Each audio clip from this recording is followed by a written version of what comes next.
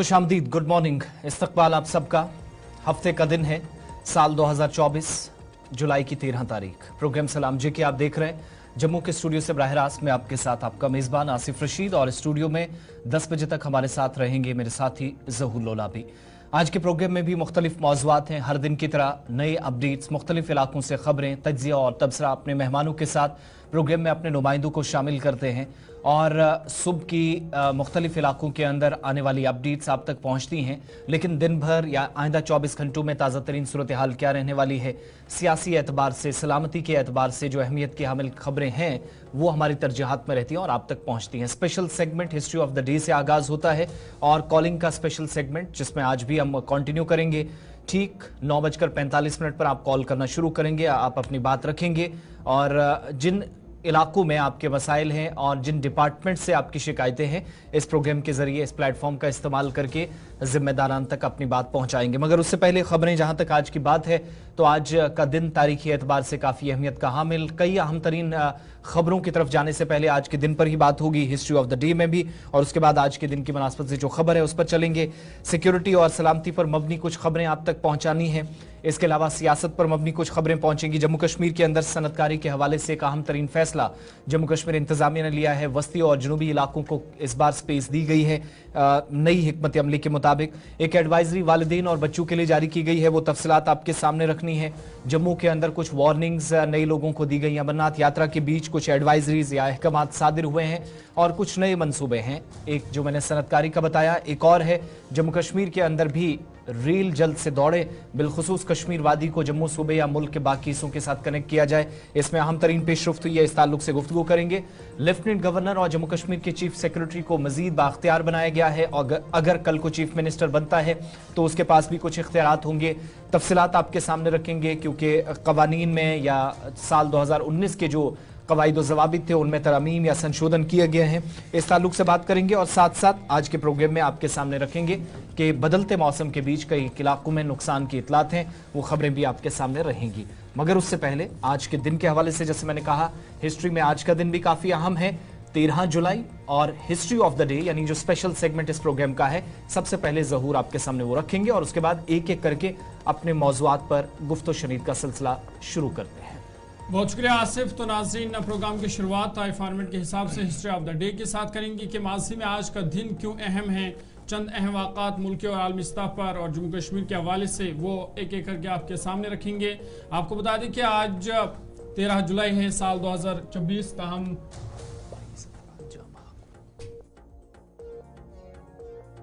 क्या कुछ अहम है वो एक एक करके आपके सामने रखेंगे। और आपको बता दें कि आज ही के दिन 13 जुलाई 1931 में कश्मीरी अवाम ने शख्सी राज के खिलाफ तहरीक का आगाज किया था, जिसमें 22 अफराद हलाक हुए थे श्रीनगर में।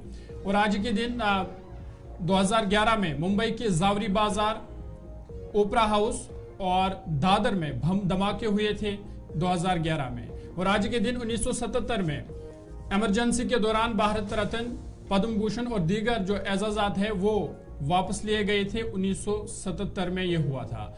और आज के दिन 13 जुलाई 1929 में जितेंद्र नाथ दास ने तारीखी भूख हड़ताल शुरू की थी। तकरीबन 70 दिन तक ये भूख हड़ताल चली थी और इसकी शुरुआत भी जितेंद्र नाथ दास ने आज ही के दिन से की थी। और आज के दिन 13 जुलाई 1930 में पहला फुटबॉल आलमी कप यूरुग्वाई में शुरू हुआ, इसकी शुरुआत भी आज ही के दिन हुई थी।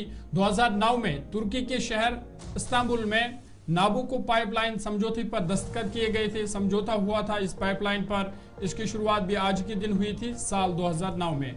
और 13 जुलाई 1534 में आज के दिन उस्मानी अफवाज ने शुमाल मगरबी फारस में तबरेज पर कब्जा कर लिया। उस्मानी अफवाज जो कि एक बहादुर फौज मानी जाती थी, उन्होंने कब्जा किया था। और 2001 में आज के दिन साल 2008 के ओलंपिक खेलों की मेजबानी चीन यानी बीजिंग को सौंपी गई थी, इसकी शुरुआत भी आज के दिन हुई थी। और 1863 में न्यूयॉर्क में सिविल वार ड्राफ्ट के मुखालिफिन के फसाद में 1000 लोग जख्मी हुए थे, इनमें से कई लोग बाद में चल बसे थे। और 1887 में स्कॉटलैंड में दूसरा रेल पुल शुरू हुआ जिसका आज भी इस्तेमाल हो रहा था, ये पुल भी आज ही की इसकी तामीरात शुरू हुई थी। और 1945 में मैक्सिको के सहरा में पहला एटम बम टेस्ट के लिए लाया गया था, इसकी शुरुआत भी आज के दिन हुई थी। और 1974 में हिंदुस्तान ने अपना पहला वनडे इंग्लैंड के खिलाफ नगले में खेला था। इसकी शुरुआत भी आज ही के दिन हुई थी जब पहला वनडे जो है इंग्लैंड के खिलाफ भारत ने शुरू किया था।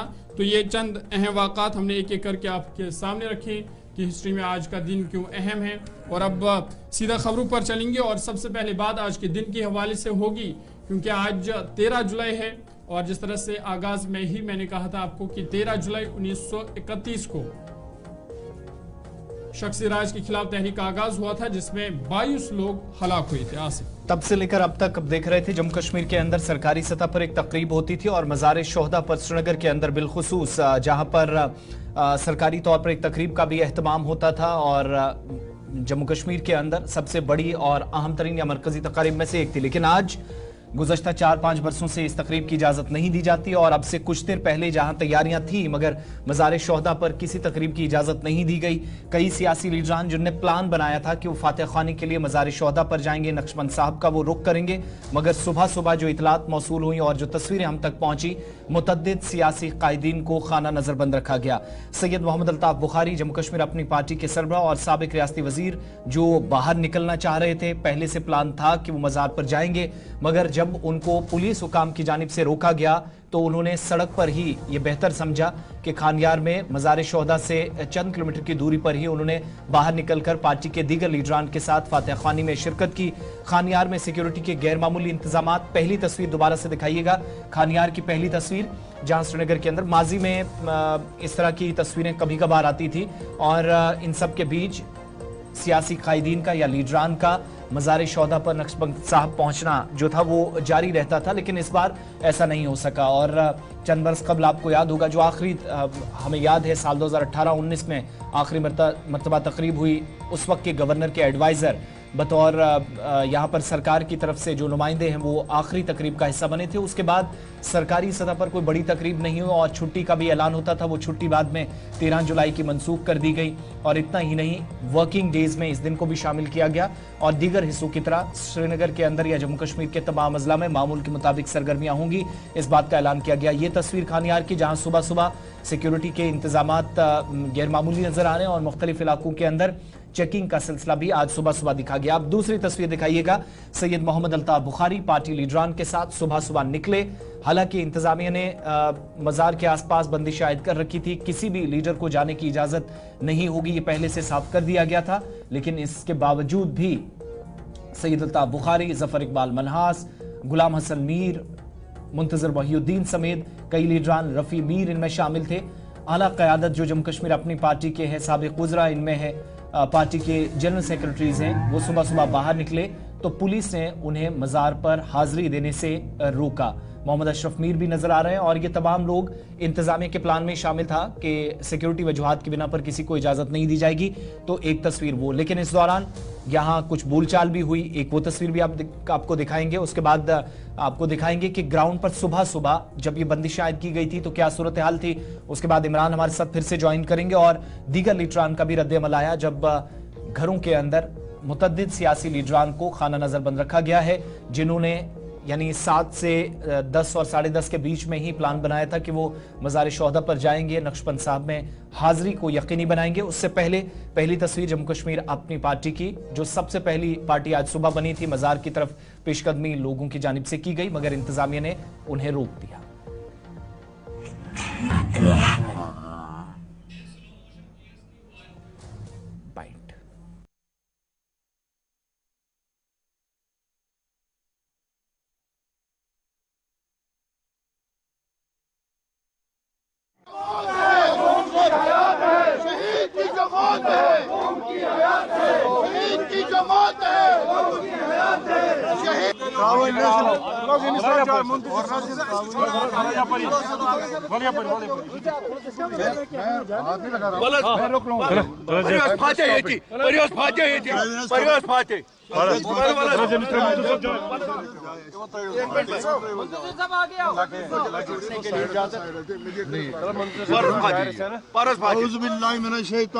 बिस्मिल्लाहिर्रहमानिर्रहीम। अल्लाहुम्मा सल्ली अला सय्यिदिना मुहम्मद व अला आलि सय्यिदिना मुहम्मद व असहाबि सय्यिदिना मुहम्मद व अहलि बैत सय्यिदिना मुहम्मद व बारिक व सल्लिम अलैहि अल्लाहुम्मा अगफिर लहू व रहमहू अल्लाहुम्मा अगफिर लहू व रहमहू दीना शिफा व फगफिर लहू दीना शिफा व फगफिर लहू अल्लाहुम्मा अगफिर लि जमीअ शुहदाई कश्मीर अल्लाहुम्मा अगफिर लि जमीअ शुहदाई। ये एक तस्वीर से अल्ताफ बुखारी, इनके साथ पार्टी के बाकी लीडरान भी थे। गुलाम हसन मीर जो पार्टी लीडरान के साथ यहाँ नजर आ रहे थे, रफ़ी मीर थे, मुंतजर महिउद्दीन, और इनकी जानिब से भी इंतजामिया की जानिब से, चूंकि आप 3-4 बरसों से देखते हैं कदगरें लगाई जाती हैं और मज़ार शोहदा पर जब आज भी जाने की इजाज़त नहीं मिली तो नुक्ताचीनी सरकार की गई और जम्मू कश्मीर अपनी पार्टी की क़यादत को यहीं से ही, जो मैंने शुरुआत में कहा कि सड़क पर ही फातह ख़्वानी अंजाम दी गई और उसके बाद यहाँ से वापस निकले। और 11:15 के आसपास इतलात है कि पार्टी सदर से अल्ताफ बुखारी इस प्रेस कॉन्फ्रेंस भी इस सिलसिले में करने वाले हैं, जहां आज सुबह उन्हें रोका गया, लेकिन अब वो अपने घर से 11:30 के आसपास प्रेस कॉन्फ्रेंस करने जा रहे हैं। आज हमने अपनी पार्टी का एक मुद्दा ये रखा था, एक तो ये छुट्टी जो मौजूदा सरकार ने बर्खास्त की है इसको बहाल किया जाए, क्योंकि ये शोहदा जो है इन्होंने मुल्क की सालमियत के लिए, रियासत जम्मू कश्मीर के सालमियत के लिए, यहाँ के मजहबी रवादारी के लिए और यहाँ के उस वक्त के जुल्म तशद्दुद से निजात लाने के लिए जानी कुर्बानियाँ दी हैं। और हमारा ये समाजी और मजहबी फरीज़ा बनता था कि हम पुरअमन तरीके पर वहाँ जाते, गुलबारी कर लेते। हम कहीं भी खुले तौर जा सकते हैं, आप, हम, आवाम, कोई भी, और मकबरे पे फाते पढ़ने, दुआ मांगनी है अल्लाह से उनकी मगफरत के लिए, उनकी बुलंद दर्जादी के लिए। इसमें हुकूमत से इजाज़त क्यों ले? क्योंकि हुकूमत ने ये छुट्टी भी कैंसिल कर दी, उन्होंने कहा कि ये कोई इवेंट है ही नहीं। छुट्टी का कैंसिल करना वो तो उनके इख्तियार में था। इवेंट ये इतना मोअज़्ज़ज़ मुक़द्दस इवेंट है क्योंकि अगर आज वो इवेंट न बताने वाले जमहूरियत को एंजॉय कर रहे हैं इनकी वजह से कर रहे हैं जिन्होंने अपनी जानें निशावर कर दी। उनको क्या पता है इवेंट क्या है? कौन लोग कहते हैं इवेंट नहीं है? बाहर के आए हुए लोग, यहाँ कौन सा लोकल लोग है, कौन सी लोकल गवर्नमेंट है जिसने छुट्टी कैंसिल कर दी है? यूपी, दिल्ली, बिहार, कर्नाटका, गुजरात से लोग आए हैं, वही ऑफिसर हैं, वही एडवाइजर हैं, वही गवर्नर हैं, वही चलाने वाले, और वो कहीं यहाँ का इवेंट ही नहीं है। उनको क्या पता हमारी तवारीख का? उनको क्या पता हमारी अस्लाफ के कुर्बानियों का? उनको क्या? पार्टी की क़यादत नाराज नजर आ रही है। प्रेस कॉन्फ्रेंस का एहतमाम तकरीबन 1-1.5 घंटे बाद होगा, तो आपके सामने वहां से भी बराह रास्त मनाजिर पहुंचाएंगे। इसके अलावा नेशनल कॉन्फ्रेंस की जानिब से भी इतलात ये हैं कि पार्टी सदर और नायब सदर ने जाना था, हालांकि कल भी श्रीनगर दफ्तर में नवाज सुबह में एक तकरीब मुनक्किद हुई और फातह ख़्वानी वहां पर अंजाम दी गई। आज भी प्लान था कि मज़ार शोहदा पर जाएंगे, मगर अभी तक की इतलात के मुताबिक किसी को भी वहां जाने की इजाज़त नहीं है। सलमान अली सागर, उनके घर के आसपास पर भी सिक्योरिटी का पहरा काफ़ी जमा हुआ था और ये तस्वीर सुबह सुबह सामने आई। उन्होंने एक्स पर भी इसको पोस्ट किया, जहां पर वो बता रहे हैं कि उनको भी बाहर निकलने की इजाज़त नहीं दी गई। और थोड़ी देर पहले आज के दिन की मुनासबत से जो तकरीबात होनी थी वो जब नहीं हुई, तो सलमान अली सागर जो साबिक रियासती वजीर अली मोहम्मद सागर साहब के फर्जंद है, उनने अपने ख्यालात का इजहार कुछ यूँ किया। पहले इनकी बात ज़रा सुनते हैं और उसके बाद वापस खानियार चलेंगे। आज दोबारा हमें रोका जा रहा है, कदम लगाई जा रही है हमारी मूवमेंट्स पे। हमारे कुछ प्रोग्राम्स थे पार्टी हेडक्वार्टर पे, उसके मजीद भी जो हमने गवर्नमेंट से ऑलरेडी रिक्वेस्ट की हुई थी, एक लीगल फ्रेमवर्क के अंडर हमें एक्टिविटी करने दी जाए आज के दिन। लेकिन बदकिस्मती एज यूजुअल जो पिछले 5-6 साल से हो रहा है, आज दोबारा कदम लगाया जा रहा है हमारी एक्टिविटीज़ में। लेकिन हम हमेशा अपने जो 13 जुलाई की जो शहीद है, जिन्होंने इस मुल्क के लिए बहुत काम किया है, बहुत शहादतें दी है, बहुत कुर्बानियाँ दी है, हम उन कुर्बानियों को हमेशा खराज पेश करते रहेंगे। जो 90 साल से रिवायत चलती रही है, उस रिवायत को हम आगे चलाते रहेंगे। और वो कानून के अंदर वो एक स्टेट फंक्शन हुआ करता था, जिसके जितने भी स्टेट हेड्स आज तक रहे हैं उन्होंने उसको फॉलो किया था। एक प्रोटोकॉल बना था एक स्टेट में, बट अनफॉर्चुनेटली 5 अगस्त के बाद जितनी भी जो एक डेवलपमेंट्स होगी उसमें ये छुट्टी भी ख़त्म कर दी गई और शहादत जो हमारे शहीद थे उनको खराज पेश करने से रोका गया हमको। लेकिन हम यकीन दिलाते हैं अपने लोगों को, जम्मू कश्मीर के लोगों को, कि इंशाअल्लाह मुस्तकीम हम वैसे ही हमारे दिलों से हमारे जो हमारा जो बिलीफ है, हमारा जो मानना है, हम अपने शहीदों को हमेशा खराज अक़ीदत उसी शान तरीके से देते रहेंगे। चलिए, ये सलमान अली सागर थोड़ी देर पहले अपने ख्यालात का इजहार उन्होंने किया, आपके सामने उनकी बात रखी। लेकिन खानियार के अंदर सुबह सुबह की जो तस्वीरें थी वो आपके सामने हमने रखी है। अब तकरीबन 7:30 से 8 बजे के दरमियान जब सिक्योरिटी के भी इंतजामात बेहतर नजर आ रहे थे, इलाके के अंदर थोड़ी खामोशी भी थी, किसी को इजाज़त भी नहीं दी गई और मुख्तलिफ इलाकों के अंदर खबरें हैं कि पार्टी लीडरान की जानिब से अलग अलग सियासी जमातों ने अपने लेवल पर जो पार्टी दफातर हैं वहाँ पर तकरीबात का अहतमाम करना, और जैसे सलमान अली सागर बता रहे थे कि इंतज़ामिया से उनने इजाज़त भी मांगी थी। अब ये कंफर्म नहीं हुआ कि उनको इजाज़त दी गई या नहीं, लेकिन पार्टी दफातर के अंदर तकरीबात आज दिन में भी होंगी, इस तरह की भी इतलात हमारे पास हैं। 7:30 से 8 बजे के दरमियान जो सूरत हाल थी ग्राउंड जीरो पर, क्या हलचल सुबह सुबह नजर आई, रिपोर्ट पेश कर रहे हैं इमरान नाइको और उसके बाद बराह रास्त मनाजिर वापस आपको दिखाएंगे।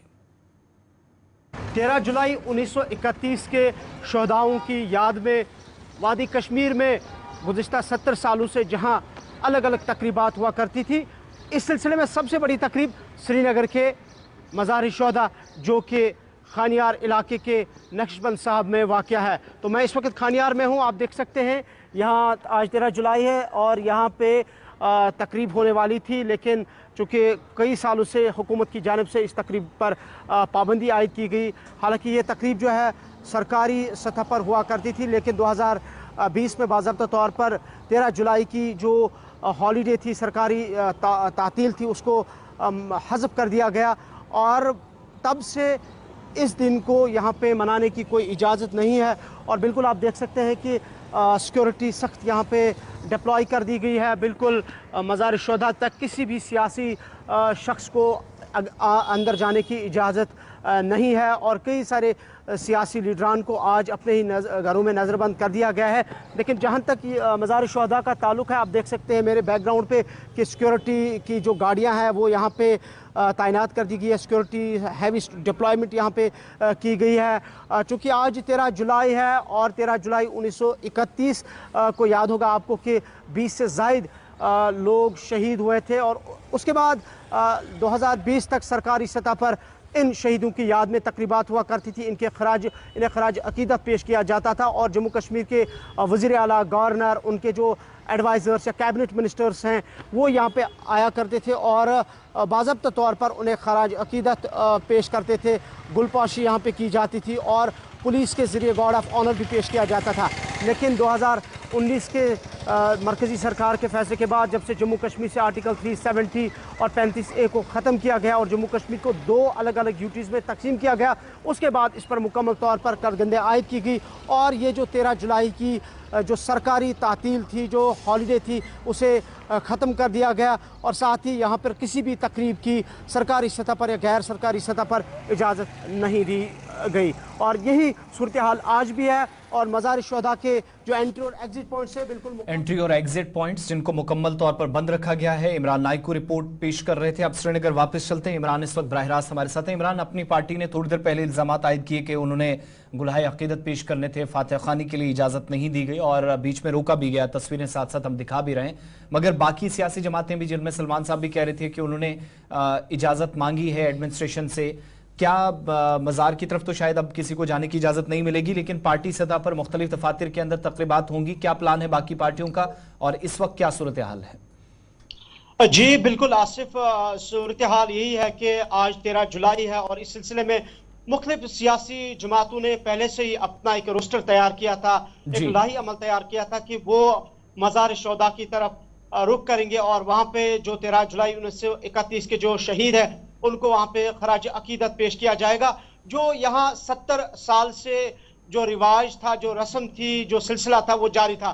ताहम 2019 के बाद चूंकि इस पर पाबंदी आयद कर दी गई और इसी तनाजुर में आज जम्मू कश्मीर अपनी पार्टी PDP, नेशनल कॉन्फ्रेंस और दीगर जो यहाँ की इलाकाई जमातें हैं, उनका प्रोग्राम था कि वो सुबह 7 बजे से ही वहाँ मज़ार-ए-शोहदा की तरफ रुख करेंगे। लेकिन मज़ार-ए-शोहदा के इर्द गिर्द सिक्योरिटी के सख्त इंतजाम किए गए। बिल्कुल वहाँ किसी भी शख्स को अंदर जाने की इजाजत नहीं है। पुलिस की गाड़ियां लगी है, पुलिस के एहलकार तैनात कर दिए गए, इवन के मीडिया को भी अंदर जाने की इजाजत नहीं है। और साथ साथ यहाँ अल्ताफ बुखारी और नेशनल कॉन्फ्रेंस के अली सागर, उनके बेटे सलमान सागर और दीगर कई सियासी जो मेन स्ट्रीम के लीडर्स हैं, उनको अपने घरों में ही रखा गया। उनको बाहर जाने की बिल्कुल इजाजत नहीं है। उनका जो प्रोग्राम है वो मज़ार शुदा की तरफ जाने वाला था, वो बिल्कुल उस पर कदगने आज आयद कर दी गई। हालांकि अगरचे ये सियासी जमातें मज़ार शुदा की तरफ रुख नहीं कर पाएंगे, इस पर पाबंदी आयद कर दी गई, लेकिन अलग अलग पार्टी हेडक्वार्टर्स में पार्टीज ने ये फैसला लिया है कि वो इन शुहदा के हक में या इनके लिए खराज अकीदत पेश करने के लिए। इमरान साबिक वज़ीर कल सरगर्म नजर आए थे, लेकिन आज उनका भी कोई इस तरह का प्लान था कि मज़ार पर वो जाएं, हालांकि इजाजत नहीं थी, मगर इस तरह की कोई खबर हम तक नहीं पहुंची। जी बिल्कुल, पहले से ये साबिक जो वज़राए आला है, जिनमें डॉक्टर फारूक अब्दुल्ला, महबूबा मुफ्ती, उमर अब्दुल्ला, उनका प्रोग्राम था कि वो मज़ार शुहदा का रुख करेंगे, वहां खराज अकीदत पेश करेंगे। लेकिन ये पहले से ही तय शुदा था कि 2019 के बाद जो सूरत हाल है, पहले से ये पता था कि बिल्कुल इजाजत नहीं होगी, और इसीलिए कल भी आपको याद होगा कि नेशनल कॉन्फ्रेंस ने एक पार्टी के अंदर एक छोटी सी तकरीब भी की, और आज भी पार्टी हेडक्वार्टर के अंदर तकरीब होगी इस सिलसिले में। इसी तरीके से पीडीपी के कुछ लीडर्स को पहले से ही बंद कर दिया गया, घरों से बाहर उन्हें नहीं जाने दिया, तो उनकी भी पार्टी के अंदर या घरों के अंदर इस दिन के ठीक है, आइंदा की सूरत हाल पर नजर रखिएगा। दोबारा आपके पास कोशिश करेंगे कि अगले बुलेटिन में या प्रोग्राम में आपके पास लौटें, सूरत हाल क्या रहने वाली पर है जरूर उस पर अपडेट कीजिएगा। ये तस्वीरें आपके सामने श्रीनगर की मुख्तलिफ हिस्सों से, और अपनी पार्टी के लीडरान बाहर निकले, इजाजत नहीं दी गई। पिछले 3 या 4 बरसों की तरह हमने देखा कि आज भी कदगने थी, मज़ार के आसपास सिक्योरिटी का पैरा जमा हुआ था, लेकिन अगर कोई इंडिविजुअल कैपेसिटी में जा रहा है या आम शहरी जा रहे हैं, उनको फातह ख्वानी से नहीं रोका जा रहा। हमारे पास इस तरह की इतलात है, मगर जिस हिसाब से सियासी जमातें, जो लीडरान थे, वो इकट्ठे होकर ग्रुप्स की सूरत में जाना चाह रहे थे, लेकिन आज सुबह जब उनको रोका गया, तो आइंदा भी इस हिकमत अमली के साथ फिलहाल हम देखेंगे, ये काम फिलहाल वैसे ही चलेगा। लेकिन मुख्तलिफ इलाकों के अंदर जब तकारीब हुआ करती थी, तो जम्मू सूबे के अंदर आज ब्लैक डे भी मनाया जाता था इस दिन पर, और 13 जुलाई को जो तातील होती थी उसको भी मनसूख किया गया था लेफ्टिनेंट गवर्नर इंतजामिया की जानिब से, और इस पर काफ़ी उस वक्त भी बवाल मचा था। आज भी बहुत सारे लोग खित्ता पीर पंचाल से, चिनाब वैली से, जम्मू प्रोविंस के बाकी अजला से अपनी पार्टी के कायद के साथ थे कि वो मज़ार पर जाएं, मगर इजाज़त नहीं मिली। ये तो एक बात थी। अब जम्मू कश्मीर इंतजामिया की बात हो रही है, तो मरकजी सरकार ने एक अहम तरीन फैसला लिया है, जिससे जम्मू कश्मीर के लेफ्टिनेंट गवर्नर और इसके अलावा जो चीफ सेक्रेटरी हैं उनको मजीद बाख्तियार बनाया गया है। मजीद फैसले लेने के लिए वो बाख्तियार होंगे यूनियन टेरिटरी के अंदर, और साल 2019 में जो सरकार की जानिब से जो जम्मू कश्मीर हुकूमत के बिजनेस रूल्स थे उनमें तरमीम की गई है, संशोधन किया गया है, और ये जो संशोधन हुए हैं या तरमीम हुई हैं, इससे इस बार आइंदा दिनों में आप देखेंगे कि इंतजामी सतह पर जो भी हिकमत अमली तरतीब दी जाएगी, खासतौर से अफसरान को तब्दील करना हो या अफसरान को जिम्मेदारियां सौंपनी हो, पुलिस, अमन व अमान या एंटी करप्शन मामलात जो हैं, चीफ सेक्रेटरी की जो तजावीज़ हैं, जो प्रपोजल्स हैं, वो हतमी करार दिए गए हैं, वो फाइनल प्रपोजल्स होंगे, और लेफ्टिनेंट गवर्नर को मजीद इख्तियारात दिया गया है। साल 2019 के जो रूल्स थे उनमें अमेंडमेंट्स हुई हैं।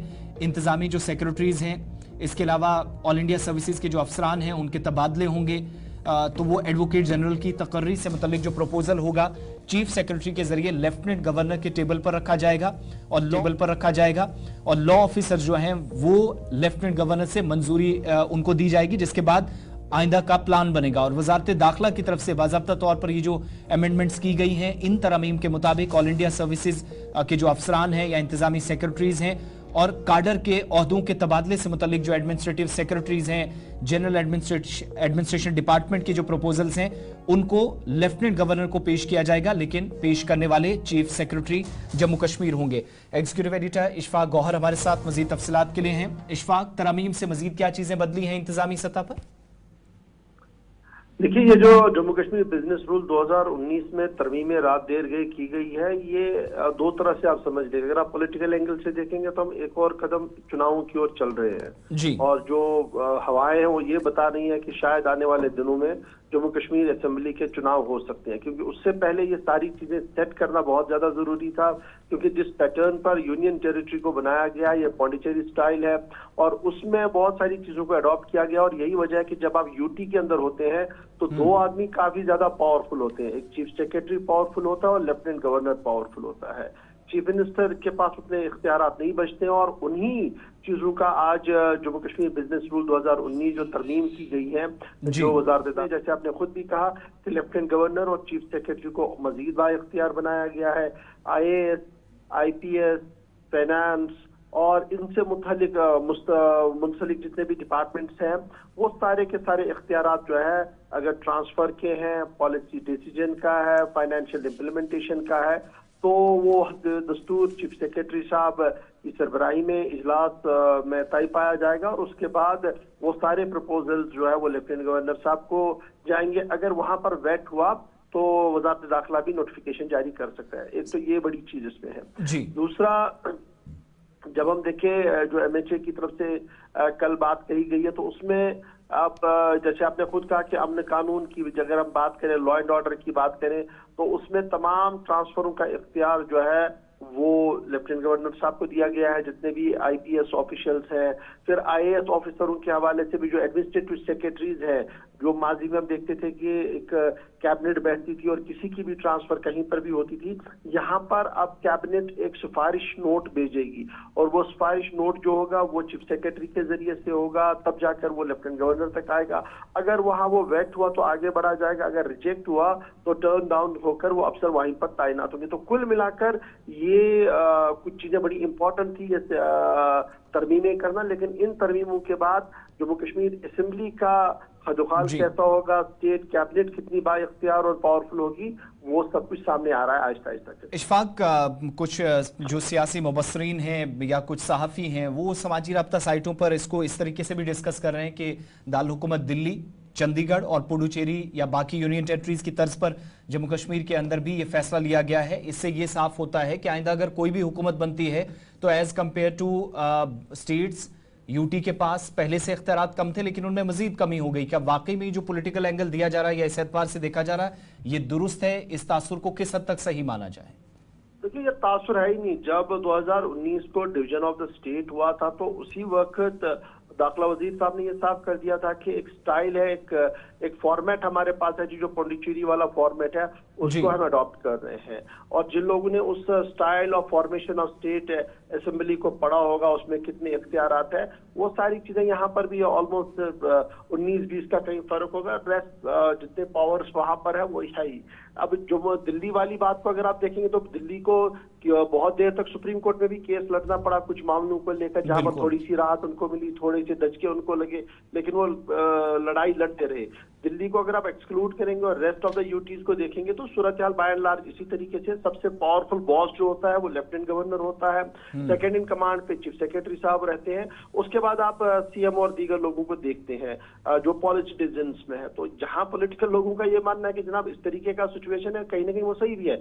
शायद यही वजह है कि 2019 के फौरन बाद जिन लोगों ने चुनावी दंगल का हिस्सा बनना है, उमर अब्दुल्ला हो, महबूबा मुफ्ती हो, जब उन्होंने पौंडीचेरी का देखा होगा, रेस्ट ऑफ द यूटीज के लॉज को देखा होगा, तो उन्होंने कहा होगा कि जनाब जिस स्टेट को हम रिप्रेजेंट कर चुके हैं और इस सिस्टम में हम वो चीजें ना डिलीवर कर पाएंगे, ना उस तरीके से काम कर पाएंगे, इसलिए उन्होंने खुद को इससे बाहर रखा। यही वजह कि न महबूबा मुफ्ती साहिबा यूटी में चुनाव लड़ रही है, न उमर अब्दुल्ला साहब चुनाव लड़ रहे हैं। तो कहीं ना कहीं उन्हें इस चीज का पूरा इल्म है कि कितने इख्तियारात हैं, कितने हटाए गए हैं और किस तरीके से निजाम चलेगा, और वो उस दलदल से खुद को बाहर रखना चाहते हैं। लेकिन बाय एंड लार्ज अब जो भी हमारे पास सिस्टम है वो यही है कि टॉप बॉस जो है वो लेफ्टिनेंट गवर्नर है, जिस तरीके से हर यूटी के अंदर होते हैं।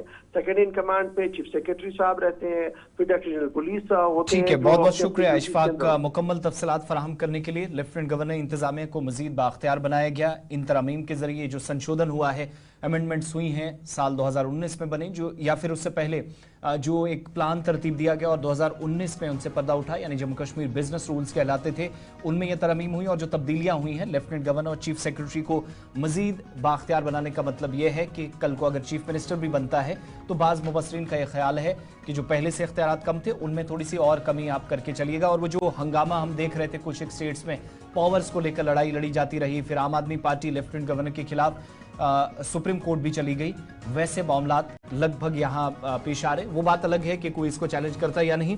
फिलहाल कवानीन में तरमीम की गई है और इसी के मुताबिक अब काम होगा। वक्त एक छोटे से ब्रेक का है कि उस पार कुछ और खबरें भी इंतजामिया की जानिब से कुछ कार्रवाइयां की गई है। एक और प्लान यूटी सतह पर बना है सनतकारी के हवाले से। सैयद जमुल इस्लाम हमारे साथ वादी कश्मीर से ज्वाइन करेंगे। ब्रेक के उस पार मुकम्मल डिटेल्स।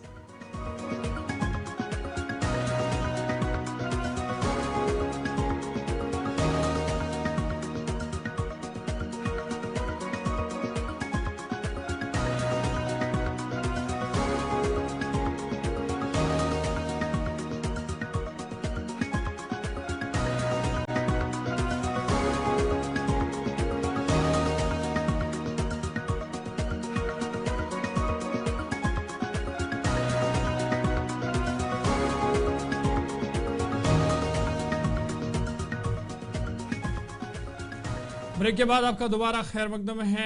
प्रोग्राम सलाम जेके आप देख रहे हैं। प्रोग्राम के दूसरे पड़ाव पर हम आ गए हैं और यहाँ से खबरों को देंगे रफ्तार और फटाफट से बड़ी और अहम खबरें हैं वो एक एक करके आपके सामने रखेंगे।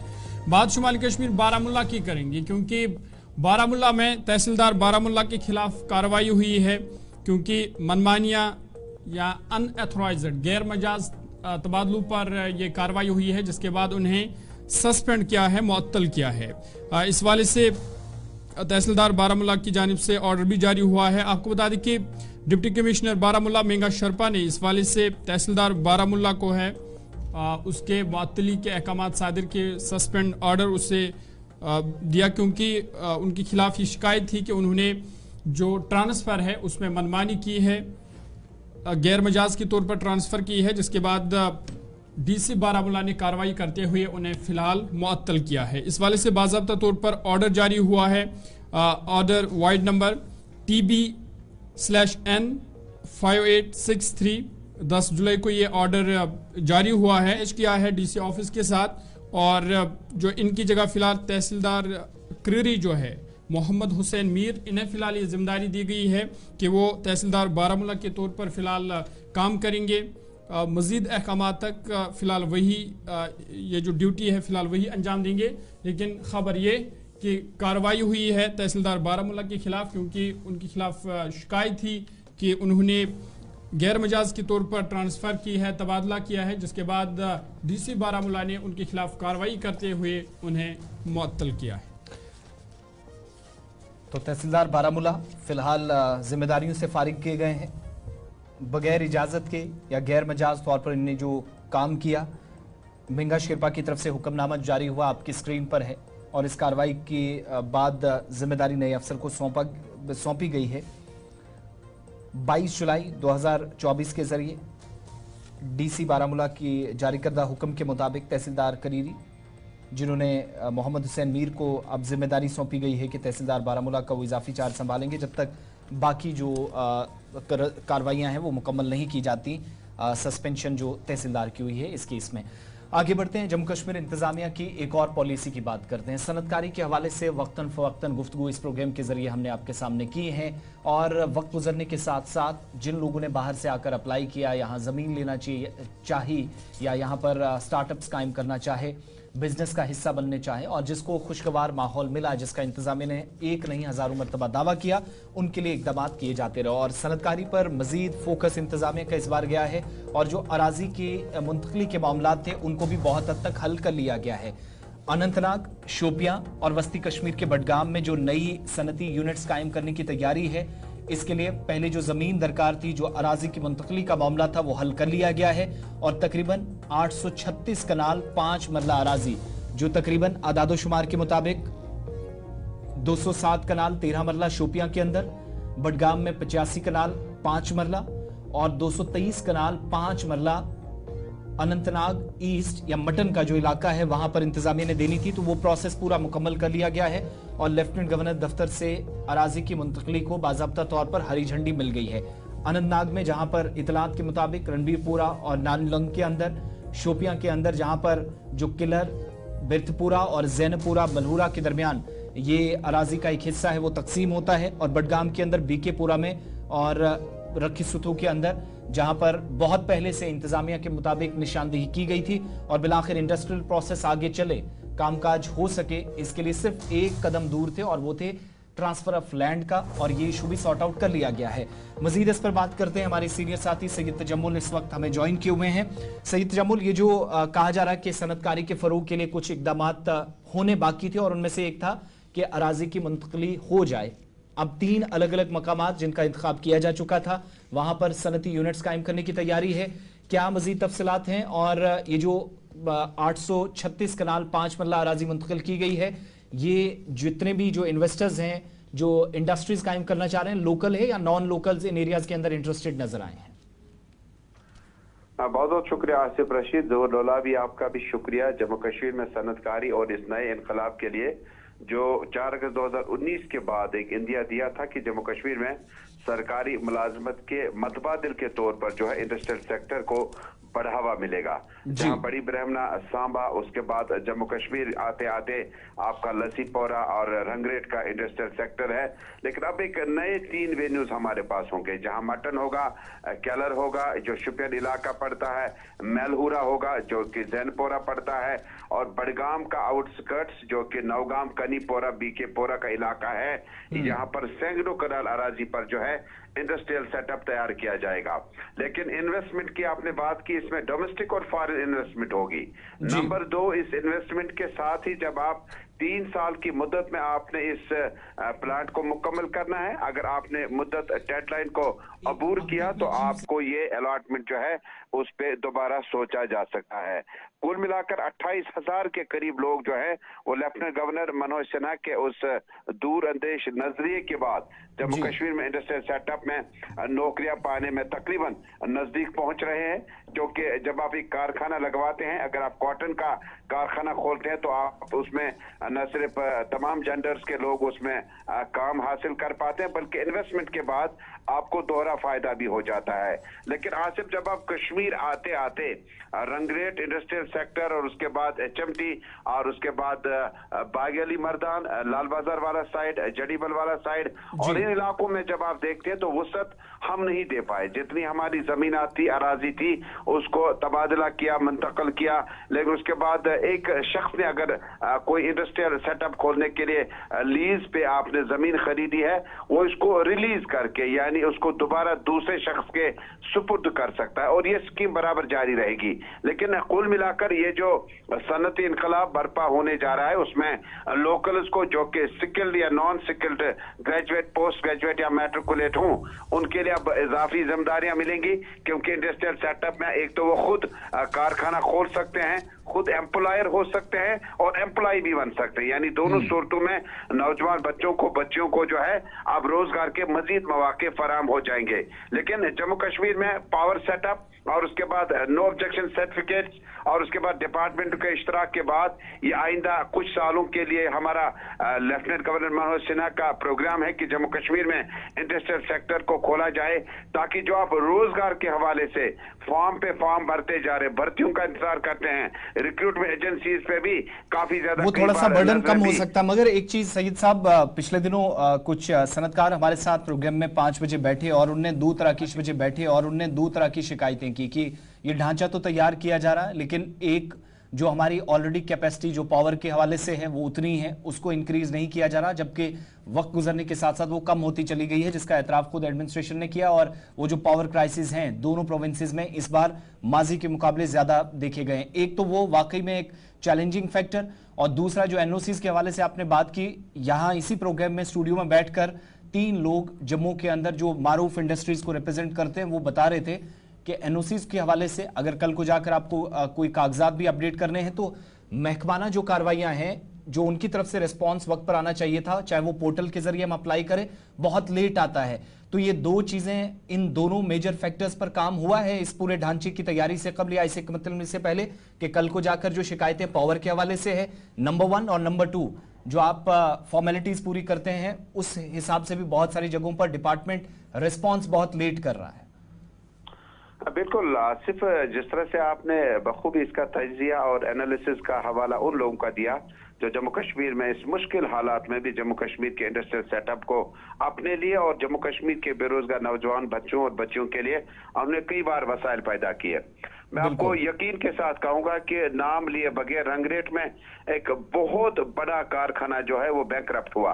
वक्त पे आपने इंटरेस्ट या EMI नहीं भरा, या आपका कारखाना जो है वो आपको मुल्की सतह पर मुकाबला आराई में नहीं उभर सका। एक वजह यह है। दूसरा, जब आप स्टार्टर में अगर आप कोई कारखाना खोलना चाहते हैं, जो जम्मू कश्मीर में इस वक्त सरकार कोशिश करे कि अगले कुछ सालों तक इस जमीनात को, इस लैंड को ट्रांसफर तबादला करने के बाद इस पे कोई यूनिट खड़ा किया जाए। सबसे पहले आपको जम्मू कश्मीर में जब आप एक यूनिट खोलने के लिए अपनी अर्जी दायर करेंगे तो आपकी बैंक स्ट्रेंथ, फाइनेंशियल स्ट्रेंथ देखी जाएगी, जिसमें नौजवान जो है जिसने MBA BBA कर रखा है, जिसने मैट्रिक या 12th कर रखा है, वो अपना बैंक स्टेटमेंट कहां से लाएगा, उसको कौन से इदारे उससे पहले अपने जद अजदाद ने छोड़ रखे थे जो वो इदारा, अगर उनके कारखाने थे तो ये नया स्टार्टर करता क्यों? ये तो फिर अपनी लेगेसी अपने बुजुर्गों की कंटिन्यू करता। नंबर 1। नंबर 2, जो पावर सेक्टर का आपने बात की, हमारे सोपोर में इंडस्ट्रियल सेक्टर हैं, डिस्ट्रिक्ट हेडक्वार्टर्स में हमारे इंडस्ट्रियल सेटअप हैं, लेकिन बिजली गायब रहने की वजह से या बिजली के जो कमर्शियल लोड का जो वैल्यू है उसको किसी हद तक सरकारी मदद न मिलने से काफी कारखाने हमारे कश्मीर में बंद पड़े। हो सकता है कि तजम्मुल, ये जो नए इंडस्ट्रियल स्टेट कायम करने की बात हो रही है अनंतनाग, शोपियां, बडगाम में, और ये माना जा रहा है कि इससे नौजवानों को रोजगार मिलेगा, तो ये जो नए स्टेट इंडस्ट्रियल कायम किए जा रहे हैं किस तरह के होंगे, कौन कौन से सेक्टर इसमें शामिल होंगे? बिल्कुल, देखिए जिस तरह से मैंने इब्तिदा में कहा कि डोमेस्टिक और इंटरनेशनल इन्वेस्टमेंट होगा, यानी अगर आप अभी तक लोकल लेवल के हैंडीक्राफ्ट, आर्ट, कल्चरल चीजें ही तैयार करते थे जम्मू कश्मीर से, अब आपको जदीद मुकाबला आराई के लिए आपको गाजियाबाद के यूनिट से भी मुकाबला है, आपका गुजरात के इंडस्ट्रियल सेटअप से भी मुकाबला है, आपका नारायण इंडस्ट्री में जो बड़े कारखाने लगे हैं उनके साथ मुकाबला है। यानी ये जो सेटअप होगा, बडगाम में तो आपका सेटअप ऊपरी लेवल में है, अब ये चाडोरा की तरफ, नौगाम की तरफ जो कि शहर के नजदीक है, बीकेपोरा में तकरीबन 100 कनाल के आसपास जो अराजी है उसका तबादला होगा। लेकिन ये कारखाने जो होंगे वो आपके यूनिट के मुताबिक होंगे। आप अप्लाई करेंगे कि आप एक कारखाना खोलने जा रहे हैं, आपको लीज पे ये जमीना दी जानी चाहे, इसकी कीमत इस तरह से मैं अदा कर पाऊंगा, जो क्राइटेरिया होगा, जो कंडीशंस होगा, उसके बाद एंटरप्रेन्योर जो होगा, जो नया एंटरप्रेन्योर होगा वो अपने हिसाब से प्रोडक्ट तामीर करेगा, तैयार करेगा, ताकि मौजूदा वक्त में जो मुकाबला आ रही खरीदो फरोख्त की है, कारखानों से तैयार की गई, सन्नतों के से तैयार की गई चीज अशिया की है, जो मुकाबला आ रही होगी और जो मार्केट वैल्यू जिसका होगा, जिसका मार्केट में डिमांड होगी वही होगा। जमल साहब, बहुत बहुत शुक्रिया श्रीनगर से हमारे साथ रहने के लिए और बताने के लिए कि इंतजामिया की नई हिकमत अमली क्या है, जिसके मुताबिक काम तकरीबन शुरू हो गया है और अराजी की मुंतकली का जो मामला था उसको भी इंतजामिया ने अपने सर से उतार दिया है। चीजें बहुत हद तक इंतजामिया के मुताबिक दुरुस्त हो गई हैं, जहां जिसको जितनी लैंड अलॉटमेंट करनी थी वो की जा चुकी है। शोपियां, बडगाम और अनंतनाग के अंदर 3 अलग अलग मकामात में आपके सामने बता चुका हूं। अब इंतजामिया की हिकमत अमली की बात हो रही है तो एक और खबर आपके सामने रखेंगे और ये खबर है जम्मू कश्मीर के अंदर आप अगर नाबालिग हैं, गाड़ियां चलाते हैं, फिर आप बतौर पेरेंट्स इस चीज को सपोर्ट कर रहे हैं कि बच्चों को गाड़ी मिलनी चाहिए, खासतौर से 2 व्हीलर्स लेकर वो सड़कों पर दौड़ते हुए नजर आते हैं और बाज मरतबा सड़क हादसात का वो सबब भी बनते हैं। बहुत सारे एरियाज के अंदर रक्स भी हमने कई मरतबा देखा, जिस पर इंतजामिया काफी सख्त नजर आ रही है। श्रीनगर और जम्मू के ट्रांसपोर्ट दफातर से जो ट्रांसपोर्ट कमिश्नर के दफातर हैं श्रीनगर और जम्मू से बाज़ाब्ता तौर पर एक एडवाइजरी जारी हुई है, जिसमें महकमा ट्रांसपोर्ट ने इस एडवाइजरी के जरिए वालिदैन को या गाड़ी मालिकान पर कार्रवाई का इंतबाह दिया है।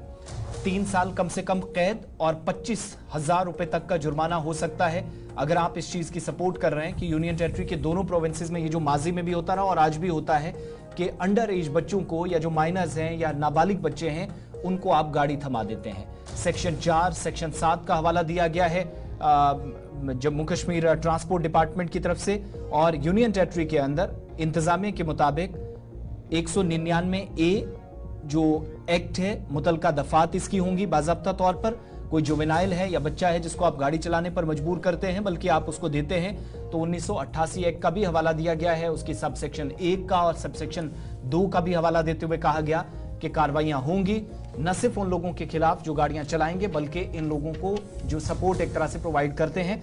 मोटर व्हीकल एक्ट में इसकी गुंजाइश मौजूद है कि वालिदैन या फिर इसके अलावा अंडर एज ड्राइवर्स हों या फिर गाड़ी मालिकान हो, उन पर भी शिकंजा कसा जा सके। आकिब डार हमारे साथ श्रीनगर से। आकिब, पॉइंट टू पॉइंट बताइएगा, वालिदैन को, गाड़ी मालिकान को या बाकी तमाम लोग जो इस तरह के जो एक तरह से गैर कानूनी सरगर्मी है इसमें अगर कोई इन्वॉल्व होता है तो क्या कार्रवाइयां होंगी, कैसे कैसे होंगी, सजा से लेकर जुर्माने तक? पॉइंट टू पॉइंट बताइएगा। बिल्कुल आसिफ, कल जो ऑर्डर सामने आया है, इसमें एडवाइजरी जो सामने आई है जिसमें साफ तौर ये लिखा गया कि अगर किसी माइनर के पास जो गाड़ी चलाता है अगर उसको पाया गया तो उसके वालिदैन पे जो है जुर्माना आयद किया जाएगा और उसको सजा मिल सकती है। मैं आपको बताऊं कि लगातार जो एक्सीडेंट्स हैं वो लगातार वाकया बढ़ते जा रहे हैं और उसके साथ साथ वादी कश्मीर में रोज इजाफा एक्सीडेंट्स का देखे जा रहे हैं, जिसके चलते वालिदैन जो है वो कहीं ना कहीं इसके रिस्पॉन्सिबल है। और ट्रांसपोर्ट कमिश्नर ने जो कल एडवाइजरी सामने लाई उसमें साफ तौर पर लिखा गया है कि अगर किसी माइनर को गाड़ी चलाते हुए देखा गया या 2 व्हीलर चलाते हुए या 4 व्हीलर चलाते हुए देखा गया, उसके खिलाफ कार्रवाई की जाएगी। कार्रवाई ये होगी कि या तो उसको 3 साल के लिए सजा और 25,000 रुपए उस पर जुर्माना किया जाएगा।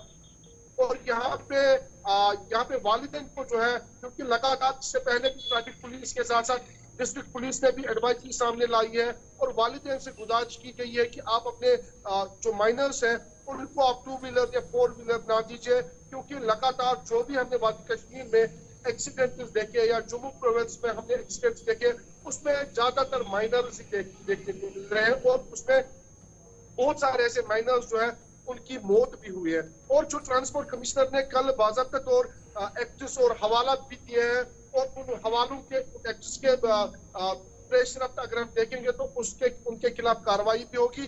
25,000 रुपए जुर्माना और जुर्माने के साथ साथ 3 साल के लिए उनको कैद भी हो सकती है।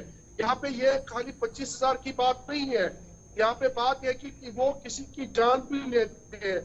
अगर कोई पैदल चलने वाला शख्स होगा और उस पैदल चलने वाले शख्स को भी डर रहता है कि कहीं कोई माइनर गाड़ी तो नहीं चलाता है, कहीं वो टक्कर तो नहीं मारेगा। बिल्कुल, फिर परेशानी कानूनी एतबार से आती है जम्मू कश्मीर के अंदर इस तरह की केसेस में। और अगर किसी को हादसे की वजह से नुकसान पहुंचा है, माइनर उसमें अगर जिम्मेदार है, तो फिर कई बार जुवेनाइल जो है वो बच जाता है, लेकिन सामने वाले की जान चली जाती है। बहरहाल इस बार कम से कम जो एक प्रावधान है कि 25 साल जिसकी उम्र होगी उससे पहले लाइसेंस ना जारी हो, इस बात पर भी फोकस हो। बहुत सारे एरिया से जो शिकायतें मिली कि लर्नर बनाने के बाद बहुत सारे लोग अलग अलग जगहों पर इस तरीके से गाड़ियों का इस्तेमाल करते हैं, फिर गाड़ियों की रजिस्ट्रेशन भी कम से कम 12 महीने तक मनसूख हो सकती है। इसके लिए खबरदार कर दिया गया। आपकी बहुत बहुत शुक्रिया श्रीनगर से हमारे साथ रहने के लिए। अब नाबालिग बच्चों को आप गाड़ियां देंगे या माइनर्स को गाड़ियां देंगे तो उससे पहले एक बार जरूर सोचें। कानून के मुतल्लिका दफात आपको सलाखों के पीछे धकेल सकती हैं, इसलिए पहले से बेहतर है बाद में रोने के बजाय कि इकदाम किए जाएं। वक्त छोटे से ब्रेक का है। ट्रैफिक निजाम की बात हो रही है तो ब्रेक के उस पार जम्मू के अंदर मजीद कार्रवाइयां की गई हैं और उन लोगों के खिलाफ जो माइनर ही हैं और अलग अलग जगहों पर ऑटो चलाते हुए या रिक्शा चलाते हुए नजर आते हैं। लेकिन अब जुर्माना कैसे होगा, कार्रवाइयां क्या होंगी, जहूर मुकम्मल तफसीलात ब्रेक के उस पार आपके सामने रखेंगे। हमारे साथ रहिएगा।